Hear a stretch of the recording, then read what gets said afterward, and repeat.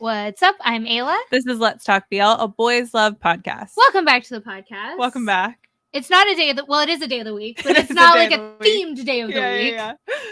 Yes, it is a themed day of the week because... True. Every episode is a theme, I suppose. It's true. We're talking to one of my favorite people, one of my friends, because we're also talking about a place that she comes from. Yes.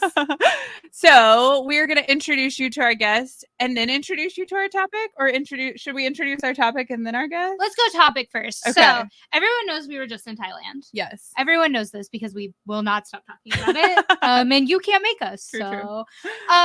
But Yeah. we've also done a plethora of culture episodes about Thailand, Yes. featuring our Thai friends. And that has been super fun and awesome. And we've learned so much. And we know that everyone else has learned so much.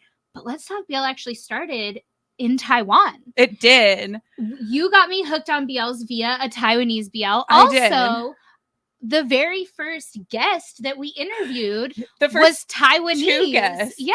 The Yeah. first themed week we had was about a Taiwanese show. So It's Let's Talk so BL actually is true. very rooted in The the Taiwanese. Taiwanese shows. Because I knew when getting Ayla into BLs, I was like, I need something with a great storyline, with incredible acting, with good pacing, with good chemistry, and the Taiwanese have it all. Truly. So today we are diving into Taiwanese culture because it's time to open our culture episode. And we have a very special guest. Please welcome Vicky. That was a great intro. I feel so proud to be Taiwanese with that kind of love coming from you guys.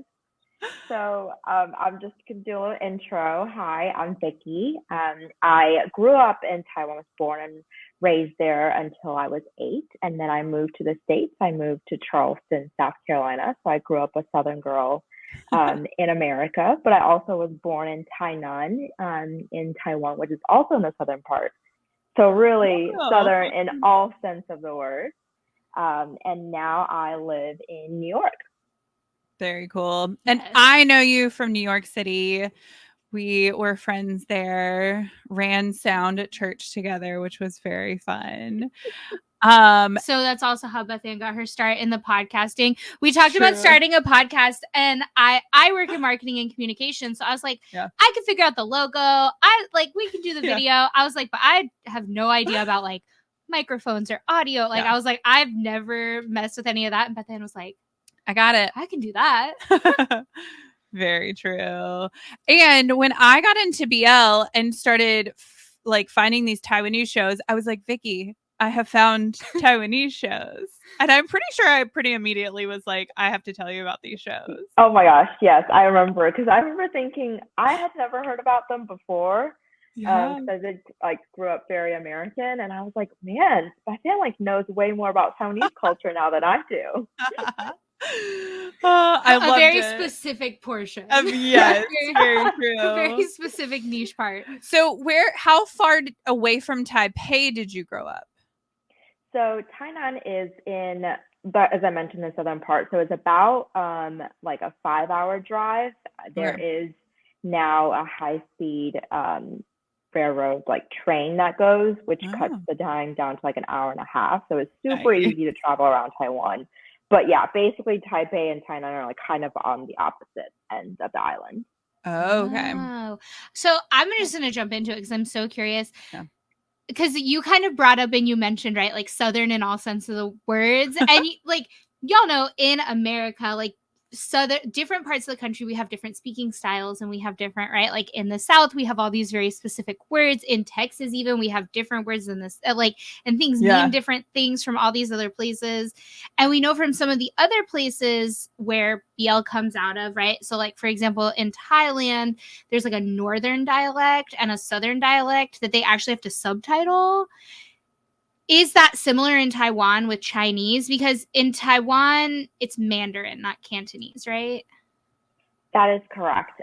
So in Taiwan, most people speak Mandarin, but there's also actually Taiwanese, which is another language, actually.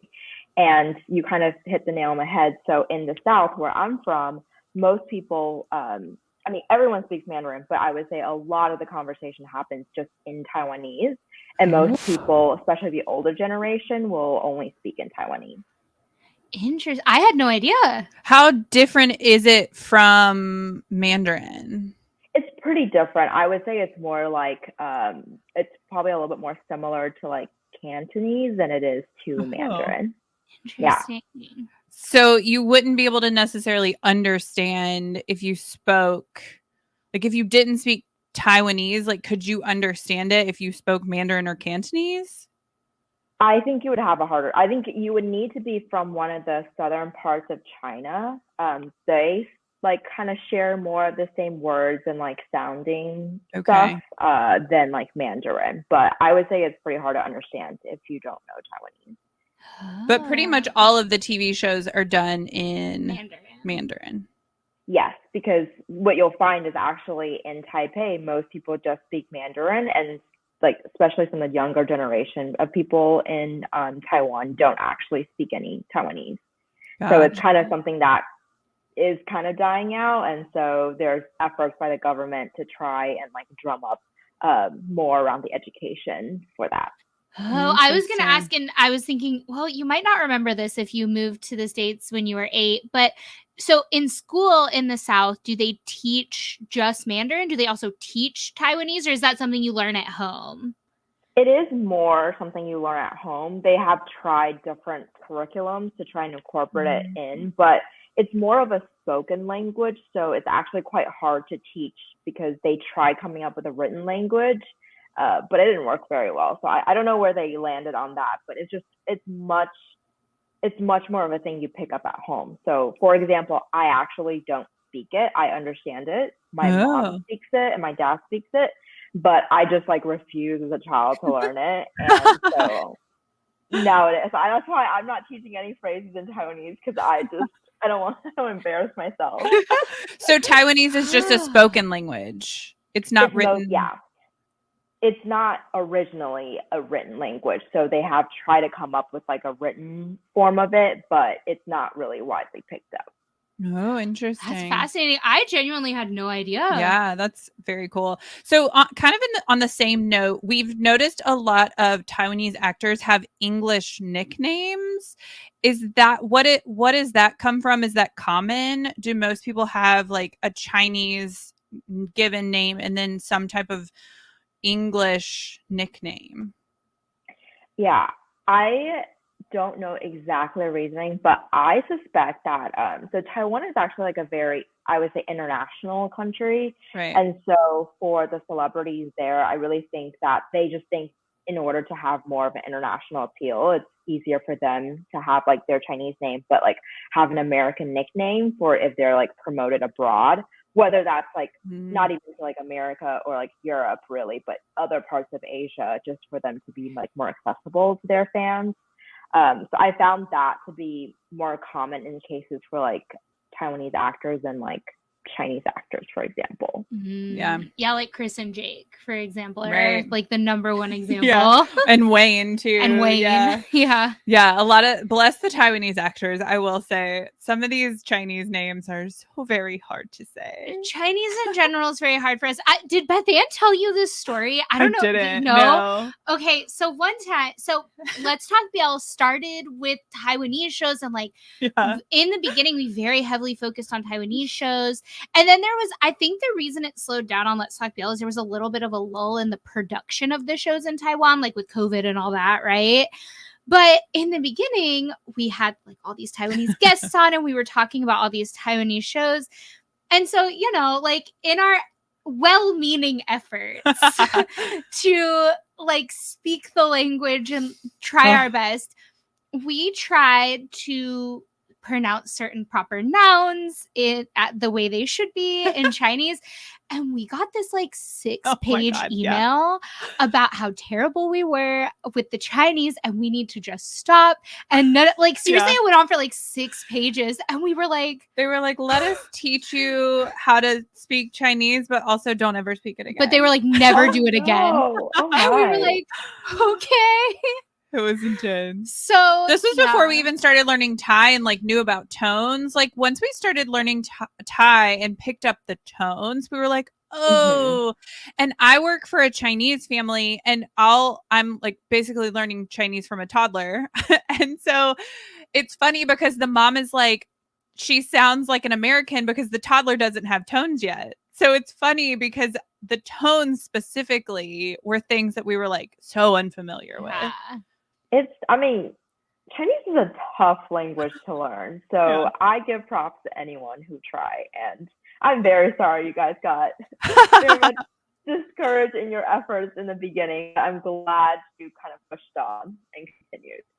I mean, yeah, we moved on. We had David and Alfred. So they're not Taiwanese. They're from Singapore. But Alfred, like, went and competed on a Chinese, like, survival show. So he speaks Chinese. And he was in a Taiwanese show, actually. Yes. Alfred was in a Taiwanese show. So he speaks Chinese. And he was trying to, like, he really worked with us to try and pronounce his name. Which is, like, the simplest It's so name. simple. But he was like, yeah, no. It's the NG. It's the ing. The that we have troubles with. But we pushed through. We moved on. And we're going to try again. Yes. Yeah. Okay. What else do we have? I mean, there's so many questions. It's just about Taiwan in general. Yes. Okay. So you talked about growing up in the South. When you went back to Taiwan, you just came back. What places did you go while you were there? And what should foreigners who want to go visit Taiwan, where the first places we should go? Yeah. So I actually was just in Taiwan for a month. It's the first time I've been back in, I think, 3.5 years, because Taiwan is quite strict with their COVID restrictions. And so only recently have they started lessening some of those restrictions. And so my visit mostly was just to see family. So I was just in Tainan the whole time. Okay. Tip for anyone who's thinking about visiting, Taiwan is very tropical.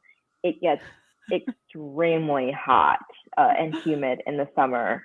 If you can handle that, that's awesome for you. I, unfortunately, in my now New York weak body, cannot handle it. So I was inside mostly. And you were in Chicago before that. Exactly. So if you were talking about the cold, I can try and brave that.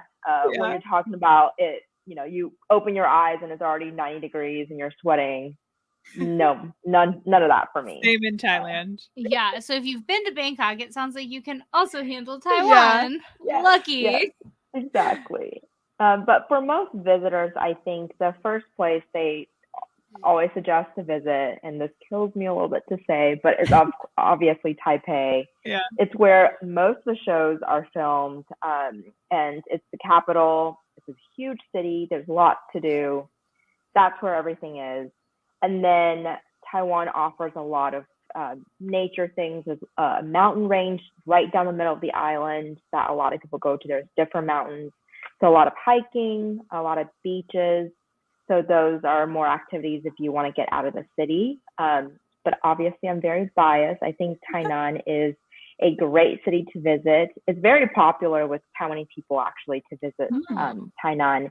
It's a very historical city. It is one of the first places that, this is going back into Taiwanese history, but Taiwan as an island was ruled by the Portuguese and the Dutch at one point. And so there are remnants of their kind of colonial rule in Tainan. So a lot of people come to visit and see those. Interesting. So like the architecture and stuff, things like that. Exactly. And Tainan is known to have probably the best food in Taiwan. Again, my very unbiased opinion. Okay, I want to know what food though, because again, one of our very first guests, our second guest ever on Let's Talk PL, was a Taiwanese American actor, actually. Yeah. And we asked him this question. We were like, okay, tell us about the food, like what food? And this man struggled to even describe the food. It was probably like 10 minutes of him just trying to figure out. He was like, this thing, and it's an herb, but it's a fruit, and I don't know what it's called.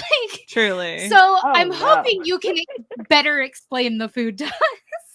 Okay, I think I can do better. You know, I feel like every culture thinks that their culture is like all about food. You know, like the Italians think that.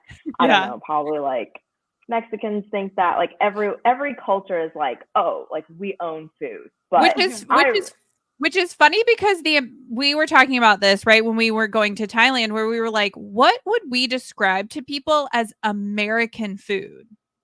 Like we don't really have anything, right? Like we steal maybe a from people. maybe a burger. Like meatloaf. Like what I kind of in that no, same I vein, think like burgers is what people. I mean, right? if you ask how many people what American food is, probably like steak, Because we burger. couldn't say pizza because that's Yeah. Italian basically. Steak makes sense though because we do a lot of cattle ranching. Here. Cracker Barrel. Yeah.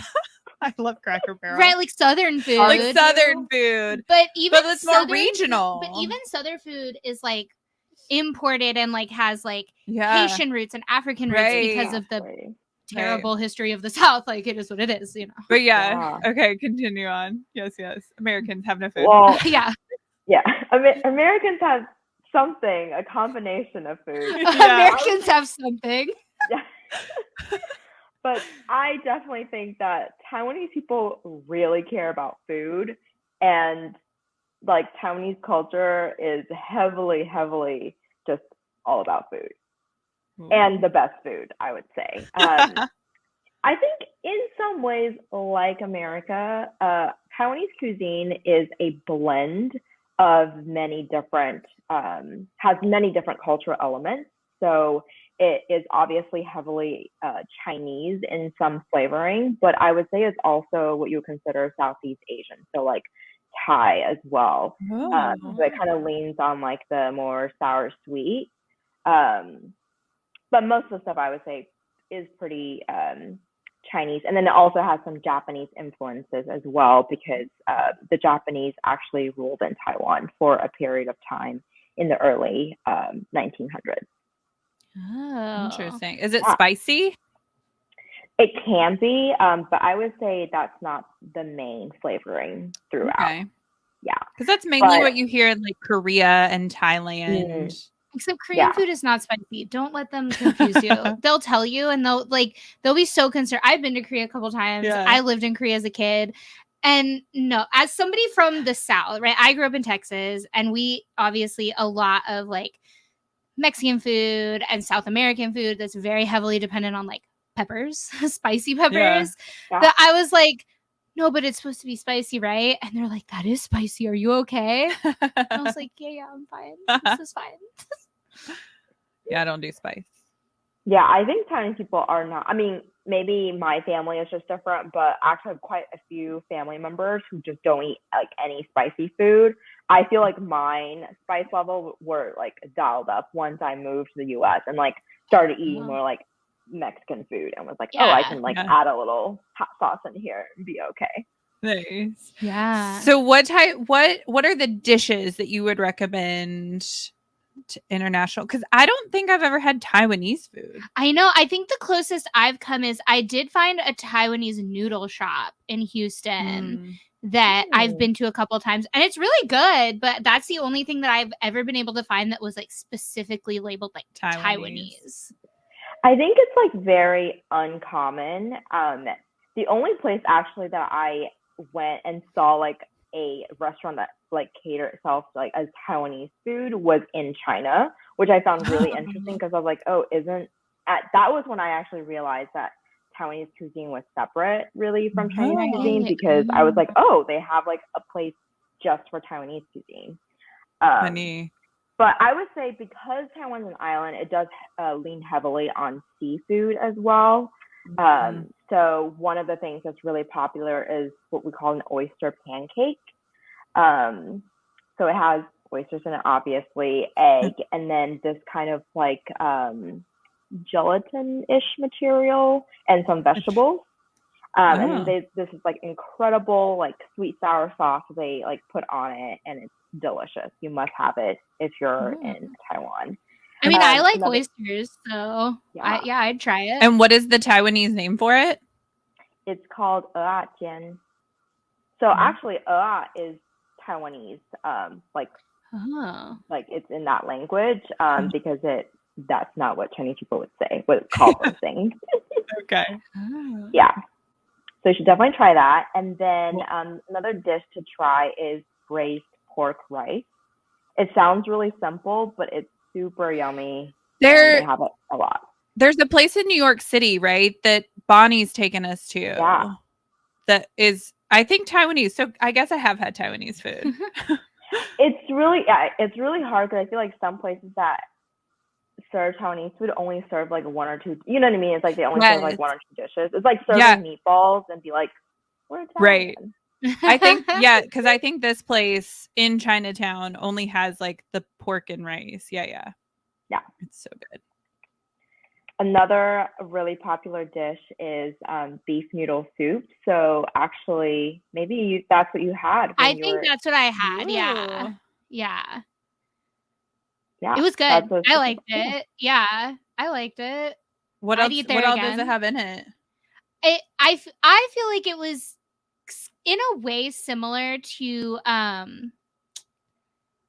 maybe like somewhere between like ramen and udon, maybe, I guess. I don't know how I would really like explain it.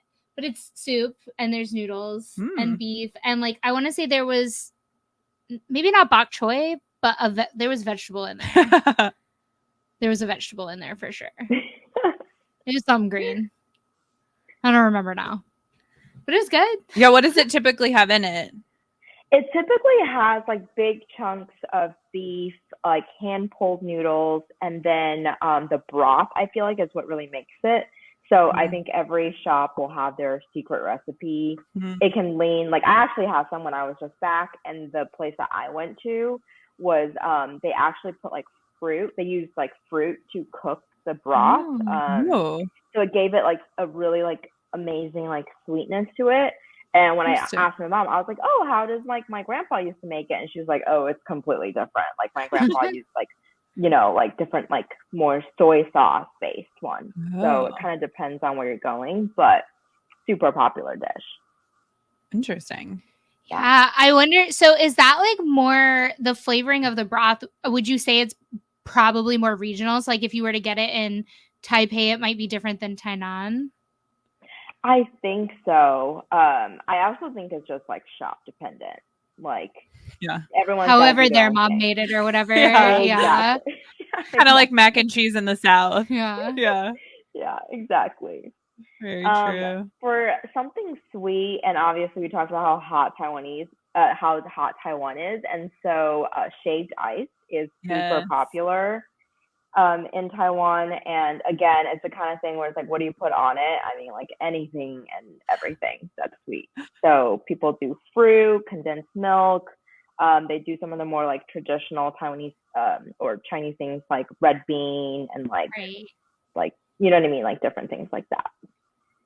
Yeah. So like the little jellies and stuff like that. Like if you're looking at if you're thinking of a picture. Exactly. Yeah. It's like the thing with like lots of different shapes and colors like thrown in. So like many types of jelly, many types of different like sweet beans and stuff. What is that dish called? Which one? The shaved ice. They just call it shaved ice.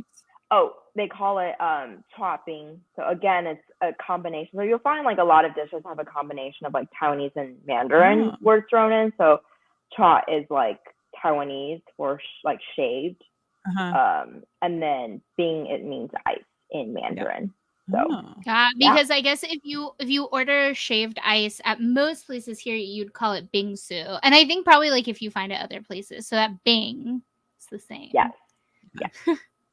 Yeah. Is bingsu is a Chinese dish or a Chinese thing? I think so.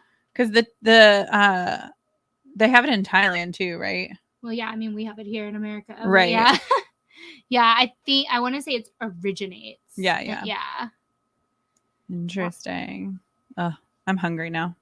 I know. I have one more dish to share. I actually have one right here because my mom made me bring back a bunch. But this is pineapple cake. I feel like cake is kind of a misnomer because it doesn't taste anything like regular cake. But it basically is what's the right word for it?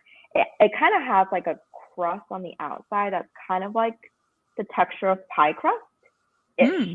Maybe a little bit more crumbly, and then inside is like a pineapple stuffing.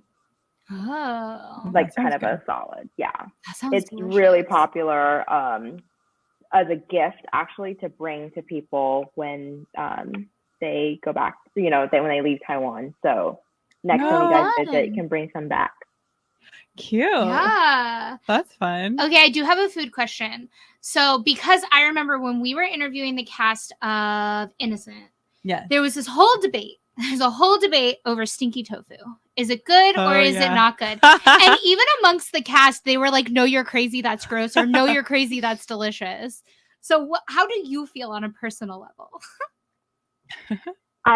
It was on my list to bring up. I think personally, I don't love it, but that's because I don't love all types of tofu. And I feel like stinky tofu is the kind of tofu I don't really like the texture already. It's actually, you know what? It's actually not that stinky in its eaten form. It's stinky like before it goes in the fryer. And like, let's be honest, anything that's fried, it's fried usually. And anything that's fried, how can it taste bad, right? Like, interesting. So what texture? Like, is it closer to like soft tofu or is it hard to like? It's closer to firm tofu, which is why I don't like it. I don't like that texture. But if you do, I think you'll like it because it is fried. Interesting. Is it normally like dipped in a sauce or you just eat it fried? I think it actually comes in a sauce. So again, it's a delicious sauce on a fried thing that's crispy. It actually is pretty tasty. But yeah, I think a lot of people are like, oh, stinky tofu must smell really bad. It actually doesn't smell that bad when you're eating it, but it is pretty stinky before it goes in the prior to frying. So what's the flavor of it then? Just like something fried? It just like tastes fried? Yeah, I don't think it tastes any different than like if you took a regular piece of firm tofu and fried it. Oh. Interesting. Because there was, like I said, we interviewed the cast of this show and and there was a whole debate. Like they went on for probably like 5 minutes arguing just amongst each other about whether or not it was good. It's the kind of thing where actually now thinking back, I feel like this time around I didn't see a lot of people eating or selling it, so it might be a thing that's like going out of fashion. You'll find in Taiwan there's lots of very creative cuisine is what I would call it. So they love taking like things from different cultures and just like smushing it up. Like, oh, let's take this like cheese and put it in this thing and see how it works, and like doing all kinds of crazy things. And like people, I saw a shop selling just Boston cream pies, and there was like a huge line outside of it. And I was very confused because I was like, I don't think I would ever, like, I think I've had Boston cream pie like once and I didn't remember it being very memorable. Yeah. So the fact that people are lining up for this means that they found it very good. Oh my gosh. Interesting. I feel like that's why, because what I hear a lot about Taiwan is that like the street markets are really good, especially for food. And like, it seems like it would always be fresh if that's the kind of thing that happens with the cuisine is there's just like, they try new stuff. Yeah. And that's exactly where a lot of these people like sell these creative things is at these night markets. It's just trendy stuff. There's going to be a line if it's like new and fun and fresh. Exactly. Oh, cool. Interesting. So fun. Okay. Yeah. Okay. Food. We've talked a lot about food. We can talk more about food another time. If you're listening to this episode and you want more food, tell us and we'll expand later. Yes. But holidays.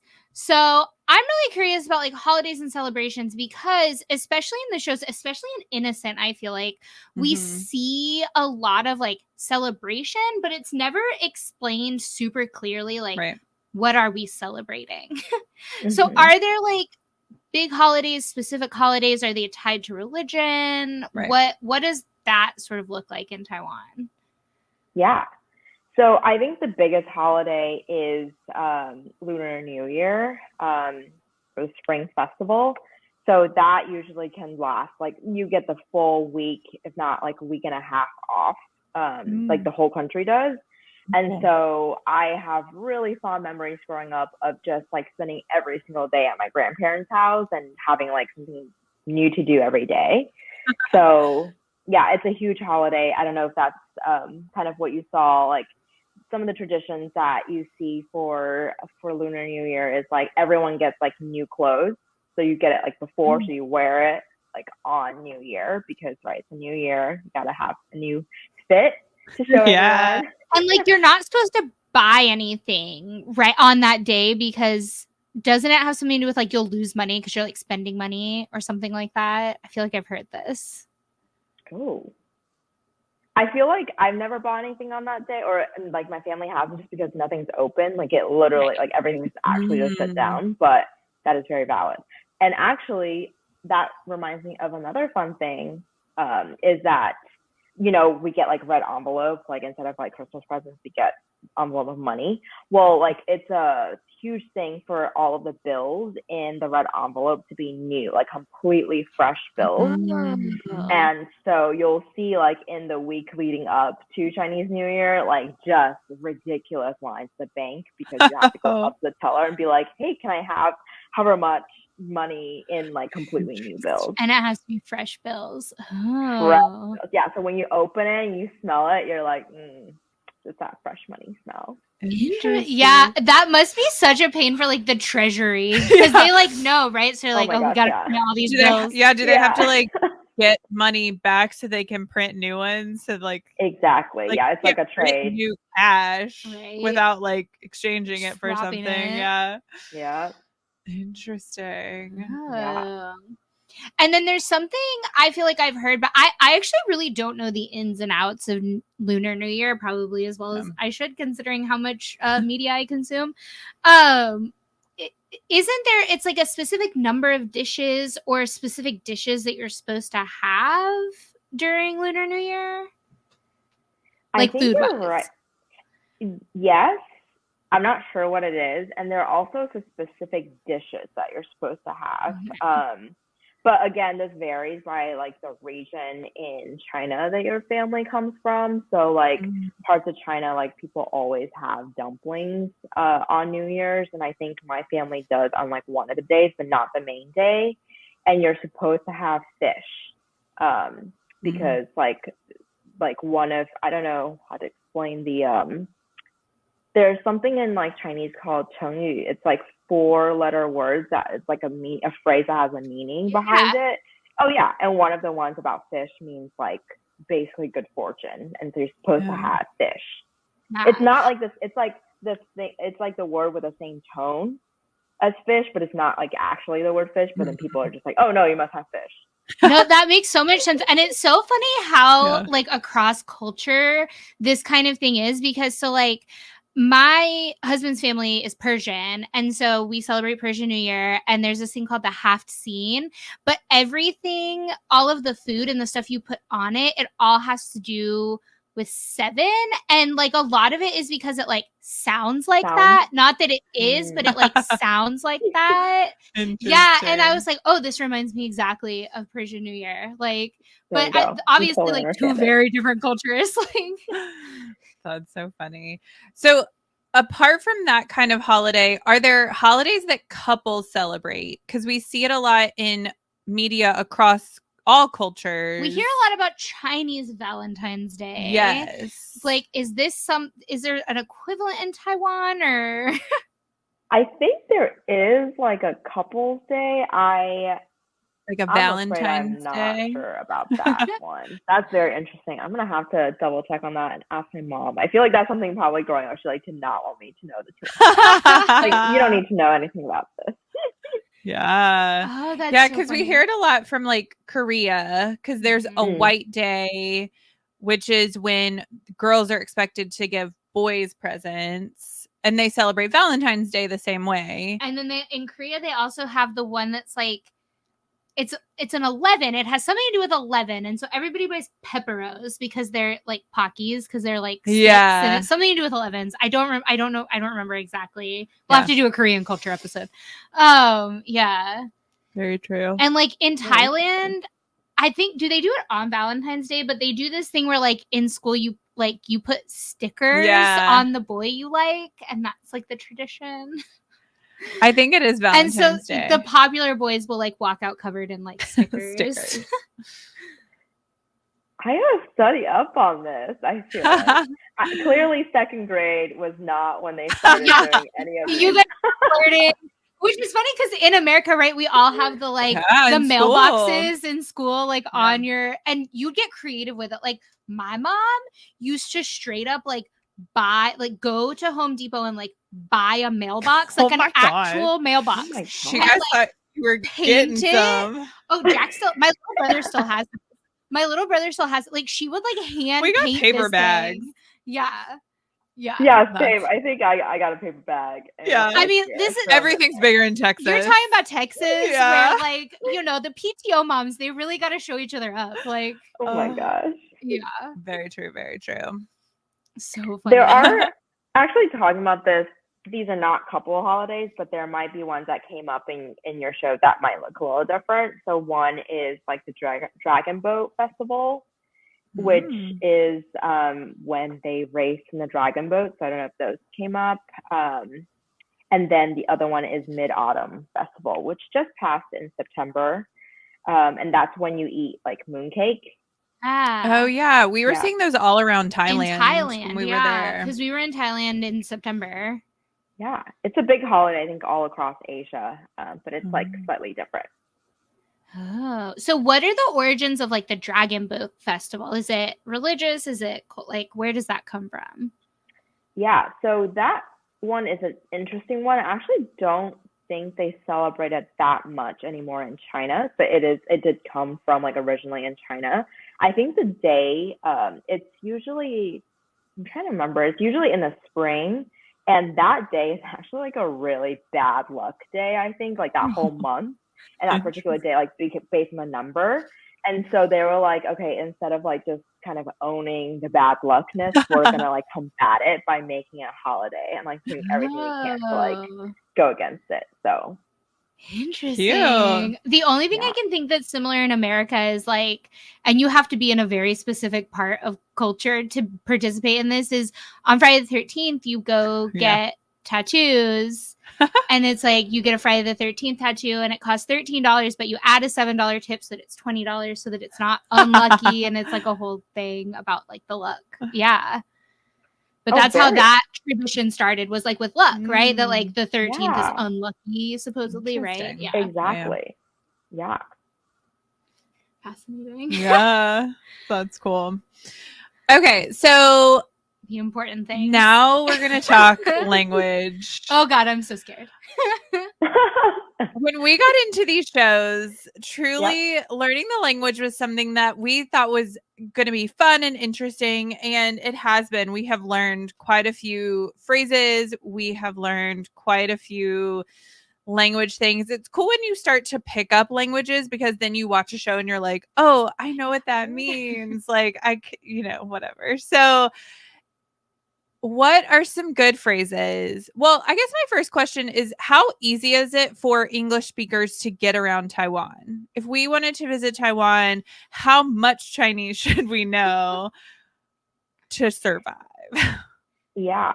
So I actually think Taiwan as a country is very friendly to tourists, and especially to Western tourists. So actually going back to what you were saying about a lot of the celebrities or actors having English nicknames, you'll find like a lot of signs and like brands and shops like in Taiwan just have like English things on them. They don't always make sense. Like I was very much bothered by some of the grammar on some of the signs, but like you'll get what they mean. Yeah. And then definitely all of the government like road signs and things all have English on them. So it is very easy to travel within Taiwan as a tourist. Now, in terms of like people speaking English, I think in Taipei it's probably not too bad. I do think like everyone, like English is a required second language to learn in Taiwan for everyone. So most people can handle like a couple of phrases, but I will say that like fluency is not something to be expected. Not like in Europe, for example. So speaking to locals in English might be a little bit hard. Yeah. Okay. So basically, we need to learn some Mandarin, is what I've just heard. Yes. Okay. Oh, God. Yes, Please, yes. no one send us a 6-page email. Because so okay, let's do this. Teach us some Chinese. Oh my Let's gosh. try. Please Let's no try. one send me a 6-page email about Yeah, how was it communicating with your family? Because you haven't spoken. Did you grow up with your parents speaking Chinese in your home mostly? Yeah, I think my mom was very insistent on just communicating me to her, so specifically in Mandarin for me to keep up my Chinese. So I really appreciated that, and we've continued to do that. So I do still speak to my parents in Chinese when we talk. But I mean, and so like in my mind, I'm like, oh yeah, like I'm fluent in Mandarin. And then when I go back, I feel like this month was a little bit hard because I like went back and like people would speak to me, and Chinese people do have, and if you ask Chinese people this, they'll definitely say like we have a very strong dialect of Mandarin, like we have a specific accent. Okay. And so like people would be speaking to me and I'm just like looking at them like I have no idea what's going on, which I actually don't really. I'm like trying to process everything. So you're like, I promise I'm Taiwanese. Yeah. Oh my God. Yeah. My mom had to step in so many times to be like, oh, I'm sorry. Like my daughter's from America. She like doesn't understand. Very embarrassing. Funny. I mean, here's what I'll say. Your Chinese is way better than ours. So you're going to sound perfect to us. We're going to be so impressed. Yeah. Have you guys already learned some phrases and stuff from some of the past guests? I mean, typically it's been like proper nouns, right? So like proper nouns, like they're just trying to get us to pronounce a name, right? A name. Like typically, like, so one of our guests, he's like a pretty prolific violinist. And so he's part of this symphony, and it probably took us like 5 minutes going back and forth just trying to pronounce the name of this symphony. Same thing happened with like Alfred's name. Like typically it's just them trying to get us to pronounce things properly. Yeah, and the vocabulary that I picked up from work is nyai, which is milk. And she's like, that doesn't sound like milk. And go-go, which is dog. And not very useful for a toddler. But. Yes. I learned the word for burp today. Oh, I can't remember it though. But I did learn the word for burp randomly. I don't know why. That's pretty funny. Very useful, Beth Ann. Very useful for your Taiwanese adventures. Yes. She's just gonna walk around being like, go. Yeah. I just get lots of milk. So much milk. Oh, and caterpillar, because she really likes the Hungry Caterpillar book. So she'll walk around being like, Mama Chong. I'm like, I know caterpillar. That's about it. You're not gonna be that much help on the trip if those are going to be your vocabulary. So sad.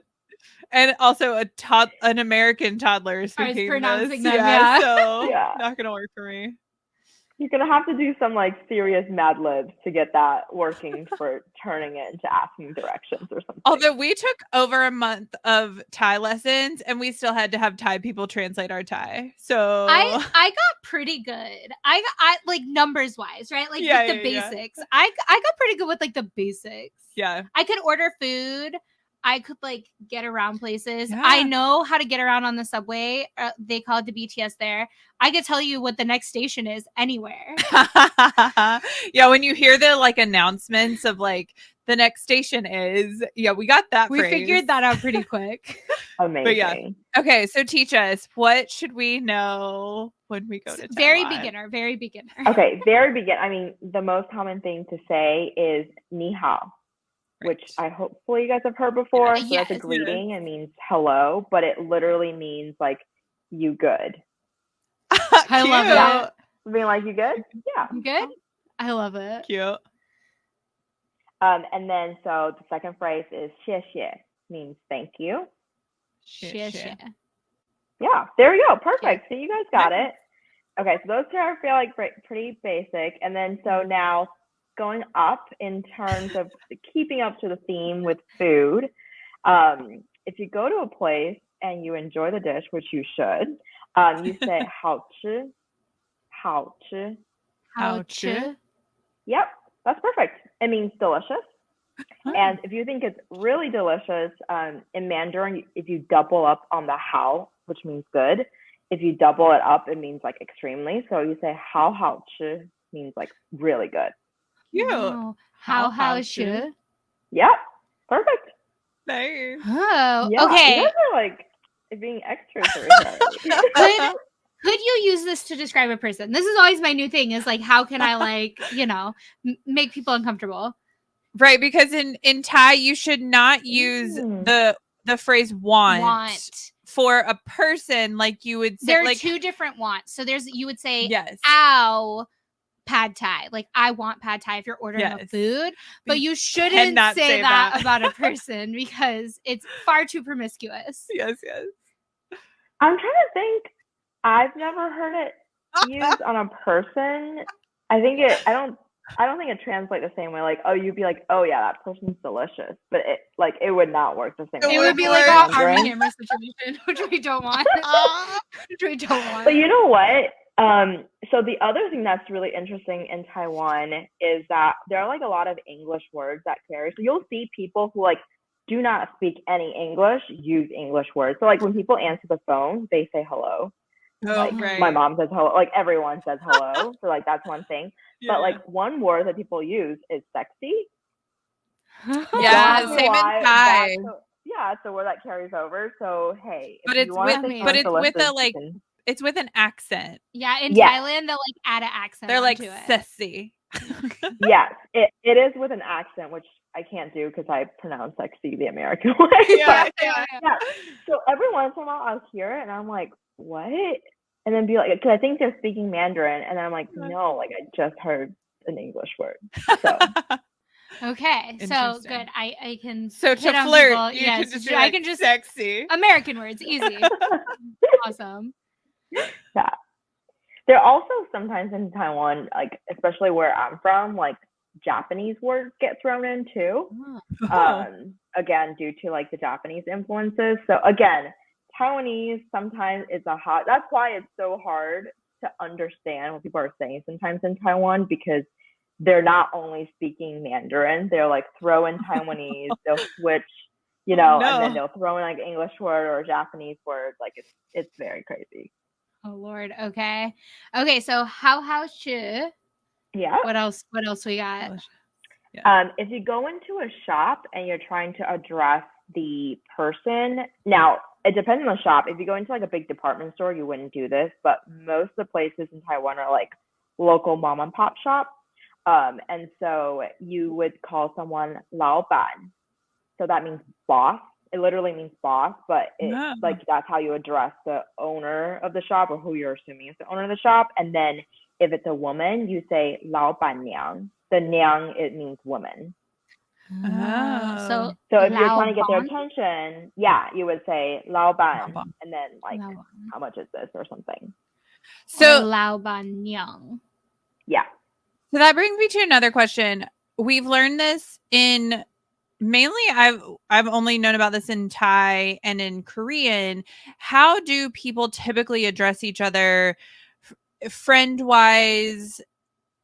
How do you address older adults? Are there different levels, formalities of how you call people? In Thai, a lot of people are like, they just call any older adult mom and dad. Yeah, like mom or dad. Yeah. So it kind of works the same way in Mandarin as well. So like when my mom introduced me, she took me to church, of course. Parading me around, and so introduced me to like a ton of people that I didn't know. And so if she was introducing me to like an older lady, she would say like, this is blank aunt. So ai is aunt. Ai. And then if it's a man, it would be like uncle. So it would be 叔叔. 叔叔. Yeah. And is that how you would? So, for example, like if you were in a restaurant trying to get the like waiter's attention, right? So like in Thailand, depending on like how comfortable you feel, like you could be like P or Kun. Kun is like the more formal, but like basically you would just say like, hey, older brother / sister, if it, because it's not, P is not gendered, for example, and neither is Kun, but like you're basically just saying like, hey, yo, bro, like. Yeah, so no, it's not the same way. I would say you would call like you would get their attention by calling them Mr. or Mrs. So Mr. is 先生, 先生, and then Miss is 小姐. 小姐. Yeah. Interesting. But again, I would say if you're in a place where there's just like one or two, like if it looks like a mom and pop kind of place, I would say go with the 老板 or 老板娘, because you're like kind of giving them credit for like being in charge of the shop, basically. No. Very cool. Yeah. That's useful. And then a last phrase to teach you guys, I don't want to overwhelm you, is 多少钱? 多少钱? So 钱 means money. So 多少 means how much. So it means how much money. So you can point at the thing and be like 多少钱? 多少钱? 钱. Yep. Oh. 多少钱? Yep. That's okay. Perfect. I feel like I know this, but how do you say I love you? Yes, I should have put that in. Not helpful. Do not say that. How do you say will you be my boyfriend? Oh yeah. That's you. Okay, so for the first one, I love you. You say 我爱你. 我爱你. Oh yes, I do know that. Yeah. Again, caution. Do not say. Although I don't know, maybe they would receive it much better from you guys. They'll be like, I feel like they'd be like hilarious. They'd be like so cute. Because I feel like we could say that to actors, right? Like, yeah. I guess how would you say like I'm your fan? Oh, that's really interesting. It's again one of those words that we said probably didn't exist in Chinese until like the English version. So fan is 粉丝. Yeah, it like literally it's just the Chinese version of fan. Because it sounds like it, like 粉丝, like fan, like fan. So they just translate it to 粉丝. So if you say 我们是, 我们 is we, 是 is like our, 你的粉丝, 我们是你的粉丝. Fascinating. I'll have to listen back to I know, we're gonna role play the recording back and like, it's funny. We'll just start screaming at people, fanship. It's funny because we get this a lot with translations, right? Like you hear someone say a huge phrase and then they'll translate it to English and it'll be like, I went down the street, right? Like, and you're like, oh my gosh, they must have said so many other things and so many things got lost in translation. And it's like, no, you literally just like English has like made it one thing, right? How we say like, I want to go to the store, or sorry, it's how we say like, I love pizza or I love a person, right? We're just like, we just use one word. Whereas other cultures would have 10 different ways to say that. Yeah. And so, yeah, it's funny because we get that note occasionally where people are like, are you sure that we're not missing something? And I was like, no, you're not. It's just, is what it is. Other languages have so many more words than we do. Yeah.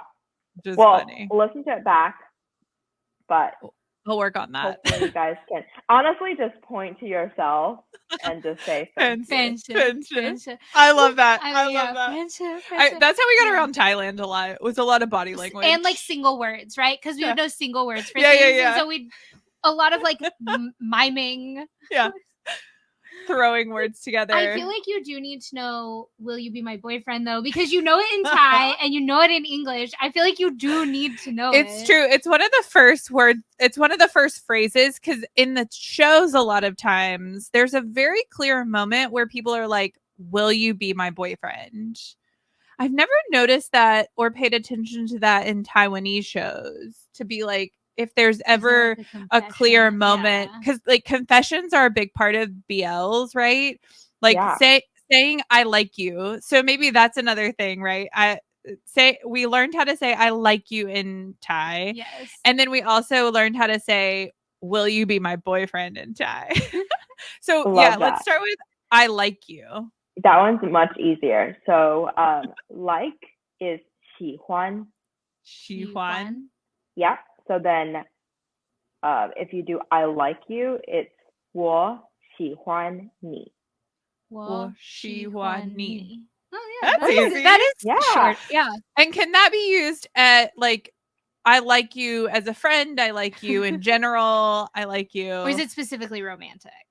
I think it like the word 喜欢 isn't so specifically romantic, but I think that phrase, like people wouldn't say that just as being like, oh yeah, I like you as a person. I think usually when people say that, it means like I like you romantically.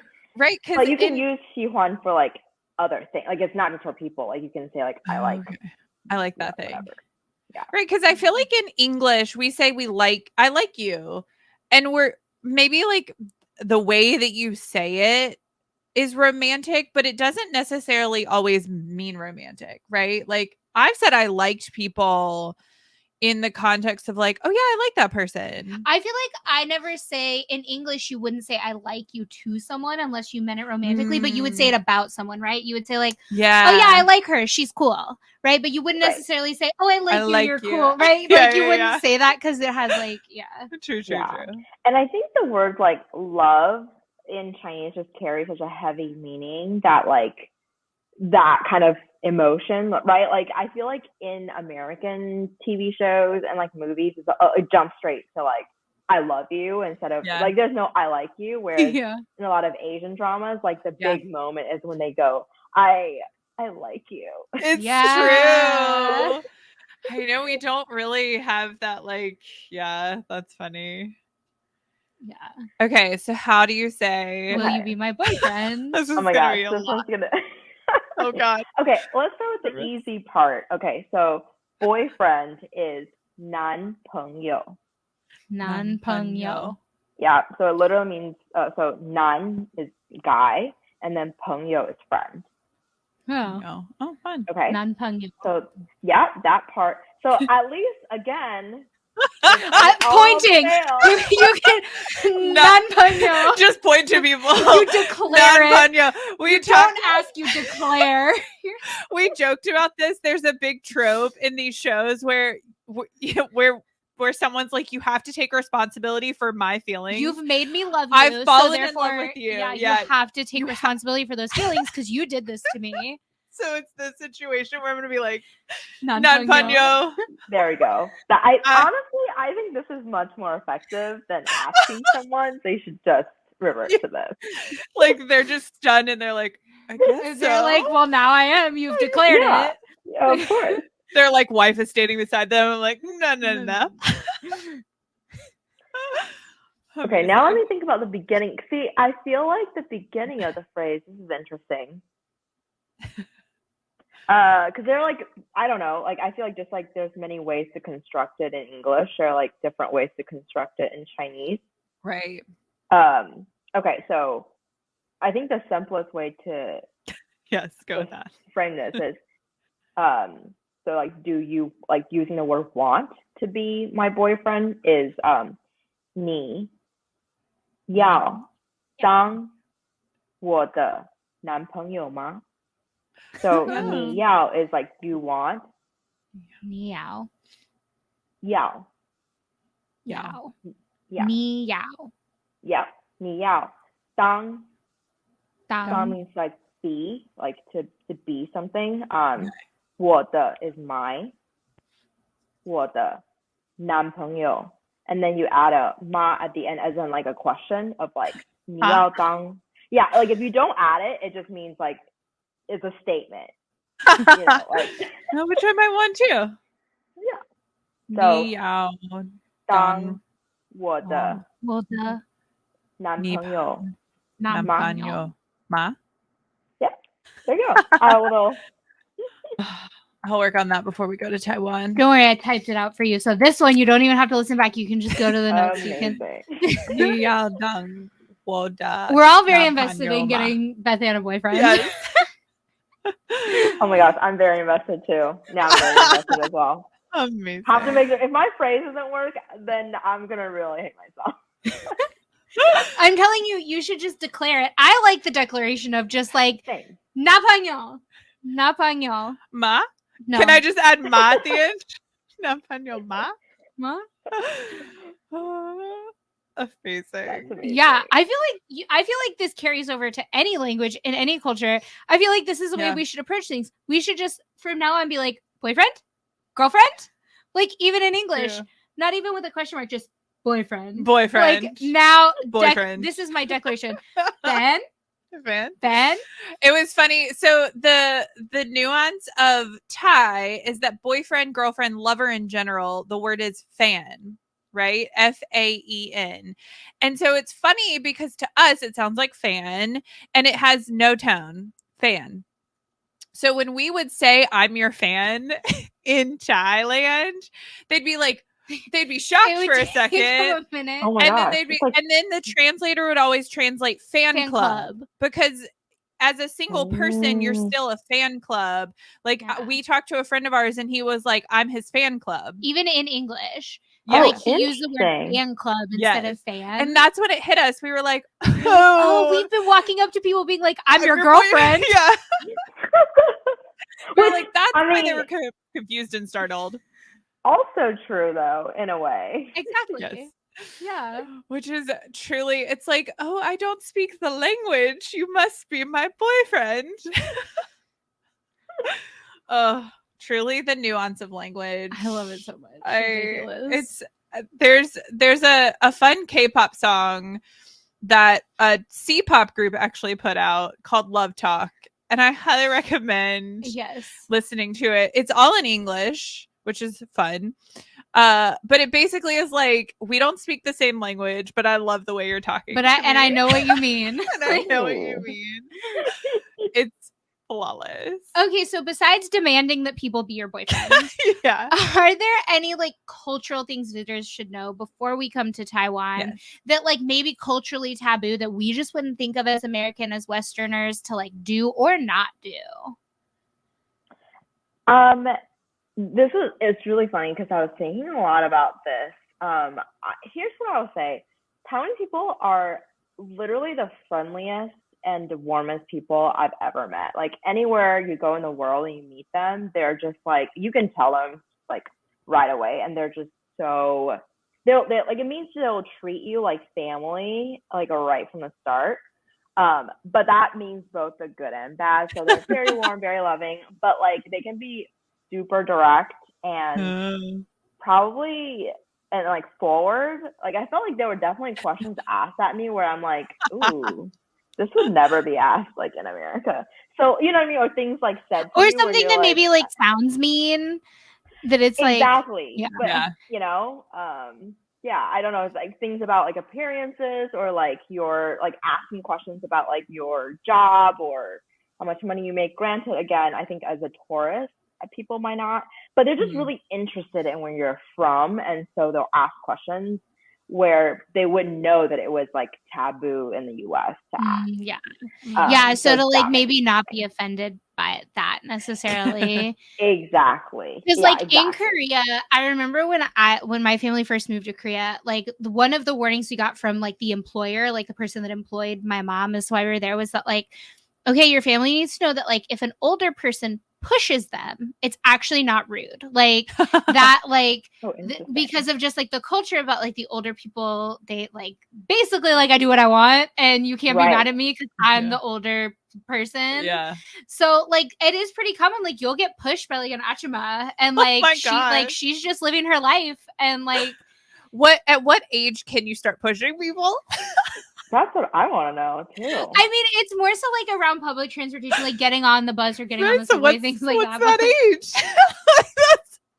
That's a funny moment. I guess we have that in the States too, because my dad plays golf with like older gentlemen. And at one point, this like old man he played golf with, probably in his 70s or 80s, like stopped in the middle of an intersection. And my dad's like, "What are you doing?" He's like, "I'm old. I can do whatever I want." Yeah. So I guess like, you know. Yeah, I think also, but it's the directness, I think, is something that's across cultures too. And I wonder if maybe just like, are we just like soft? Yes. I don't know, because like my husband's family is Persian, and I recently lost a lot of weight. Like I lost over 100 pounds, and my mother-in-law recently, like we hadn't seen them that often because of COVID, whatever, right? All this stuff. And my mother-in-law like saw me recently, like after this, and she said to me, and she didn't mean it this way. It's just the way that, it was like, a compliment. Direct cultures are. She said, "You're not as ugly as you used to be." Harsh. And I was like, thanks. And that's the thing, you know they don't mean it. They don't mean to hurt you. Right. In fact, in her mind, it's like a great compliment. Yeah. But like, yeah. So I like, that's something that it made me think, like, now that you said like they tend to be very direct about, like you said, appearance and stuff like that. I was like, maybe Americans are just soft and we just like are far too, I don't know, sensitive. I think Americans are just like, I think in actually other, like, I think in Taiwanese people's minds, Americans are very like nice, but like sometimes can be like fake nice, which we also have said, and understand. So it's I funny. think another thing. Oh, go ahead. I was just saying it's the same thing in Thailand, because we were recently watching a competition show that some actors that we like are on, and my favorite my favorite person in this show, the judges were talking to him and they were like, "You're fat, you need to lose weight," and I was like so offended. He was not fat. First of all, he wasn't fat, but also I was like, why would you say that to someone on national television? But he was like not offended. And then in the finale, the judge that like had told him he was fat was there to like judge the finale or whatever. And she was like, "We called you fat and now you're not fat anymore. I'm so proud of you." And I was like, this is a lot. I think it's just interesting because a lot of issues that I would say like we've made strides on in America, they just like don't care about, or like, you know what I mean? For them, it's like not even an issue in Asia. Right. Yeah. And I think to them, they'll be like, why are Americans like making such a big deal out of like body image issues or like, you know what I mean? And they're just like, I just think it's like so hard for them to understand like why there's all this media coverage on it here. I think it's the mental health of it all. Yeah. Because in Asian cultures, if someone said that to you, you probably wouldn't retaliate or you wouldn't say something back. Like you just take it. Whereas in America, you would either fight back or you would internalize it, and then it would become a bigger issue and you'd have to go to therapy. There's like, there's definitely like, I feel like there's a different process that we have in the States than they do in other countries, that like we don't just take things. Yeah.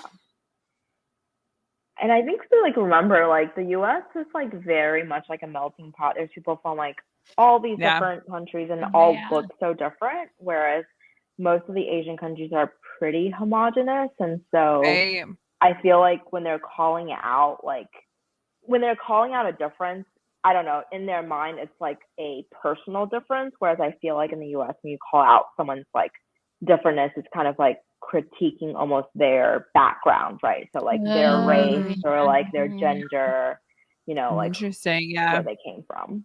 Yeah. But another thing I was going to mention in terms of cultural things that is kind of just based on the timing is that Taiwan is very like COVID conscious.